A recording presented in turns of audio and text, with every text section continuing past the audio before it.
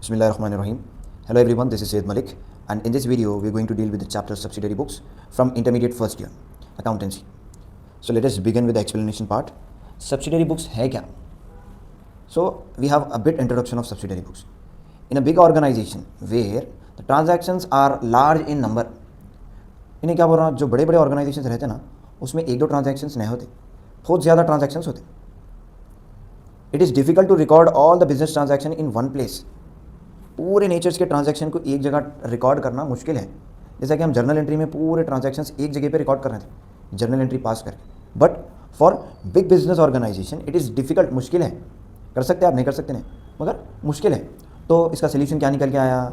Hence in big organisation there is a need to subdivide journal into special journals. अब journal जो हमारी book of first entry थी उसके divisions हो गए, सब डिवाइडेड इनटू स्पेशल जर्नल्स. ठीक है. अब ये कितने डिविजन्स हुए इसके? There are total 8 special journals. ठीक है. और हर जर्नल का, हर स्पेशल जर्नल की अलग अलग कैटेगरी है. Each journal is meant for recording the transaction of separate category. Credit purchases है तो पूरे क्रेडिट परचेजेस एक ही जगह पे दिखते. क्रेडिट सेल्स है तो पूरे क्रेडिट सेल्स एक ही जगह पे दिखते. पूरे कैश ट्रांजैक्शन एक जगह पे दिखते. Right. These are some of the categories. और इन लोगों का नेचर जो है कैपिटल नेचर नहीं रहता, रेवेन्यू नेचर रहता, रिपीटेटिव नेचर. राइट. उसको हम रेवेन्यू नेचर बोलेंगे. These special journals are called as subsidiary books और डे बुक्स. तो ऐसे स्पेशल जर्नल्स को हम क्या बोले? सब्सिडरी बुक्स और डे बुक्स. अब हमारे क्या समझ में आ गया? सब्सिडरी बुक्स है क्या? इन लोगों का नाम सब्सिडरी बुक्स पड़ा कैसा? एक्चुअल रीज़न क्या है इसके पीछे हमको मालूम हो गया. इन शॉर्ट, जो बड़े बिजनेस ऑर्गेनाइजेशन रहते उसमें पूरे ट्रांजैक्शंस को एक साथ रिकॉर्ड करना मुश्किल है. इसीलिए हम स्पेशल जर्नल्स में डिवाइड कर डाले जर्नल को, और वो स्पेशल जर्नल्स का नाम सब्सिडरी बुक्स है. Correct. Now let us see the different types of subsidiary books. Subsidiary books के अलग अलग टाइप्स कितने हैं? नंबर 1 हम क्या करेंगे, थोड़े डिविजन्स कर लेंगे. 4 गुड्स के कैटेगरीज है. कितने? 4. 2 बिल्स के हैं. राइट. एक कैश का है और एक journal proper. So let us recall this. Number 1 purchases. Number 2 purchase return. Number 3 sales. Number 4 sales return. Number 5 2 bills के बोला था ना मैं. बिल्स में 2 आ सकते, एक बिल्स रिसीवेबल रहता और एक बिल्स पेएबल. टोटल 6 हो गए. एक कैश. अब कितने हो गए? 7. ये 7 से हटके एक रहता जर्नल प्रॉपर. अब जर्नल प्रॉपर किसको बोलते हैं? अगर एक कौन सा भी ट्रांजैक्शन है जो ये 7 के 7 बुक्स में नहीं आया, उसको हम जर्नल प्रॉपर में लिखते. We will see that in detail. Now let us see the different types. First one is purchase book. ये है क्या? इसमें क्या करते हैं आप? सिर्फ और सिर्फ क्रेडिट परचेज ऑफ गुड्स हम रिकॉर्ड करते. Only credit purchase of goods are recorded in this book. इससे हटके दूसरी चीज़ आई नहीं सकती है बुक में. Credit purchase of goods. अगर गुड्स को उधार पे ख़रीदे तो ये इधर रिकॉर्ड करते, नहीं तो नहीं करते. Right.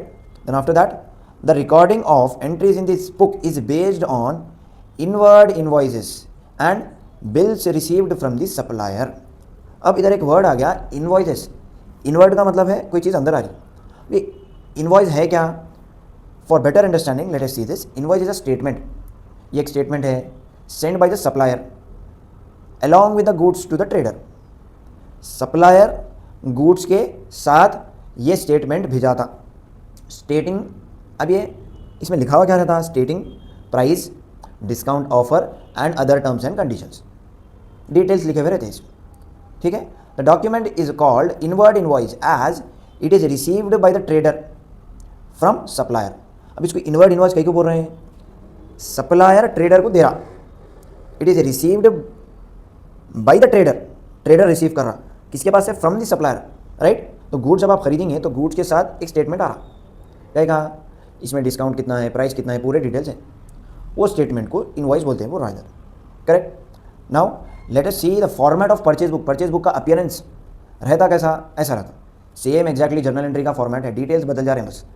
Date, particulars, LF, debit amount, credit amount, same वही फॉर्मेट है, बट डिटेल्स इसके बदल गए. परचेज बुक बोल के हेडिंग सेंटर में लिख दिया आप, डेट. अब इधर नाउ द क्वेश्चन, इधर हम लिख रहे हैं क्या? सिर्फ और सिर्फ सप्लायर का नाम आता है इधर, उससे हटके और कुछ भी नहीं आता.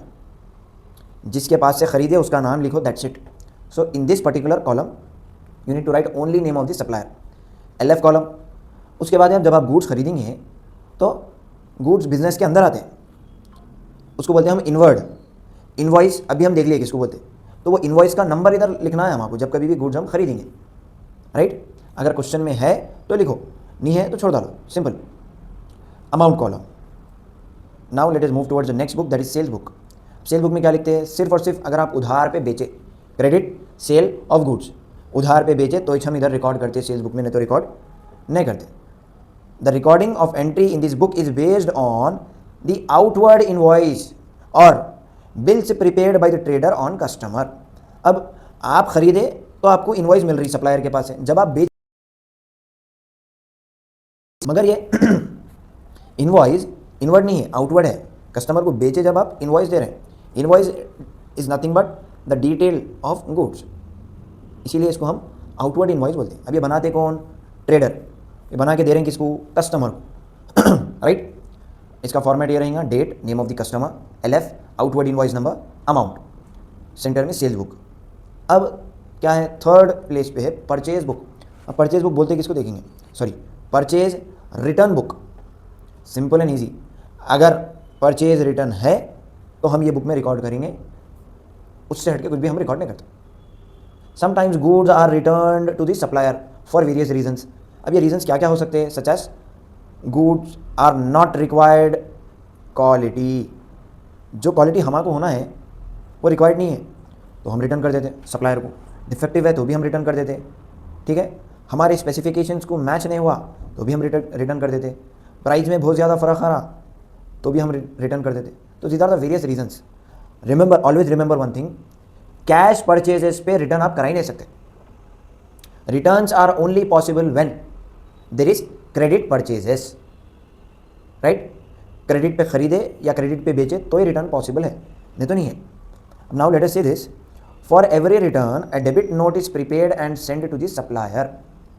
हर रिटर्न के लिए एक डेबिट नोट बना के सप्लायर को देना पड़ता। अब ये डेबिट नोट है क्या, debit note is debit note is a document. अब ये डॉक्यूमेंट क्या कर रहा, इंटीमेट कर रहा, मतलब इंफॉर्मेशन पहुंचा रहा किसको, सप्लायर को, that his account is debited to the extent of goods return. Supplier को क्या इंफॉर्मेशन पहुंच रही, हम सप्लायर के अकाउंट को डेबिट करें, कई के बाद से ये गुड्स हम रिटर्न करें बोल के उसको हम डेबिट कर रहे हैं। ये इन्फॉर्मेशन पहुंचा रहे हैं आप कई के जरिए से, डेबिट नोट के जरिए से। तो in simple words debit note किसको बोलते हैं, इससे सप्लायर को मालूम हो जाता, क्या मालूम हो रहा कि हम उसके अकाउंट को डेबिट कर दिए, कई क्या से डेबिट करें, ये गुड्स हम रिटर्न करें बोल के, ठीक है। और रिटर्न करने का रीज़न उसके ऊपर लिखा हो रहा था, डेबिट नोट के ऊपर, राइट। तो हर रिटर्न के लिए एक डेबिट नोट बना के सप्लायर को देना पड़ता गुड्स रिटर्न करे टाइम पे।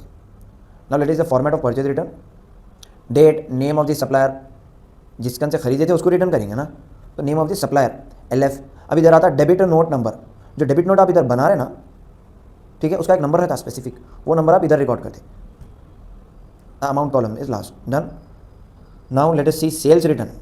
अब जैसा हम रिटर्न करें सप्लायर को रीजंस की वजह से, सिमिलरली कस्टमर हमारे को रिटर्न करता बहुत सारे रीजंस की वजह से। तो let us see, this book is used to record the return of goods by the customer on receipt. मतलब जब आप रिसीव कर रहे हैं गुड्स कस्टमर के पास से, तो आपको क्या बनाना पड़ता, एक क्रेडिट नोट बनाना पड़ता। On receipt of goods from the customer a credit note is prepaid. अब ये क्रेडिट नोट है क्या, क्रेडिट नोट हम बना रहे हैं, मतलब ट्रेडर बना के कस्टमर को दे रहा, ठीक है। So it is a note prepaid and send to the customer,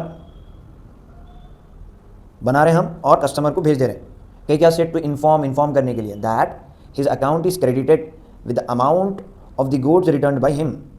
आपके अकाउंट को हम क्रेडिट कर रहे हैं, कई को आप इतने गुड्स रिटर्न करें इस वजह से। If the customer is returning goods of 10,000, so we are crediting the customer and informing to him. उसके अकाउंट को क्रेडिट करके कस्टमर को इन्फॉर्म करना है, क्या के जरिए से, क्रेडिट नोट के जरिए से। Simple and easy, date, name of the customer, LF, credit note number, amount. ये सेल्स रिटर्न बुक का फॉर्मेट हो गया, right.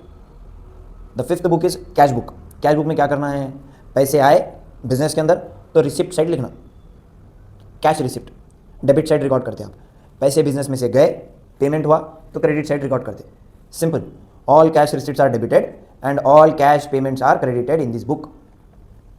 Bills receivable, bills payable, अब ये बुक्स है क्या, समझने के से हमको बिल्स किसको बोलते हैं समझना पड़ता।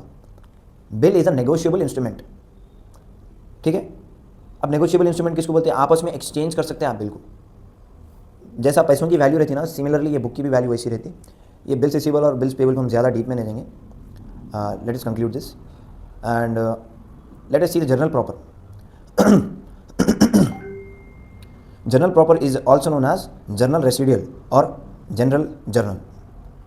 This book is used to record only those transactions which cannot be recorded in purchase book, sales book, cash book, purchase return book, sales return book, bills receivable book, bills payable book. कौन से भी books में अगर ये transaction record नहीं हुआ तो वो जर्नल प्रॉपर में रिकॉर्ड होता। जैसा कि परचेज बुक में सिर्फ गुड्स उधार पे खरीदे तो रिकॉर्ड करते, सेल्स बुक में सिर्फ उधार पे बेचे तो रिकॉर्ड करते, purchase return, sales return, cash book. अब एक एग्जांपल से देख लेंगे। When a firm purchase a machinery on credit, अगर फर्म मतलब पार्टनरशिप फर्म, बिजनेस ऑर्गेनाइजेशन, ठीक है, उन्हें मशीनरी उधार पे खरीदा तो परचेज बुक में रिकॉर्ड करते नो, क्योंकि वो तो मशीनरी इज अवर एसेट। अब परचेज बुक में रिकॉर्ड करने के लिए 3 कंडीशन है, credit, purchase of goods. Credit है, हो है, परचेज करे, हो करे, मगर machinery is not a good, तो ये ट्रांजैक्शन कहीं पे भी नहीं आता। सो जो ट्रांजैक्शन किधर भी नहीं लिख सकते आप, उसको जर्नल प्रॉपर में लिखते, right. From this we have completed the introduction part of subsidiary books. In the next video we are going to deal with all the problems of subsidiary books, ठीक है। सिर्फ इंटरमीडिएट लेवल तक you need to deal with only 4 goods के 4 books, purchase book, purchase return book, sales return book, that's it. और इसका weightage 5 marks रहेगा आप लोगों के फाइनल एग्जामिनेशन में। Let us see and deal with all the problems in the next video. Thank you.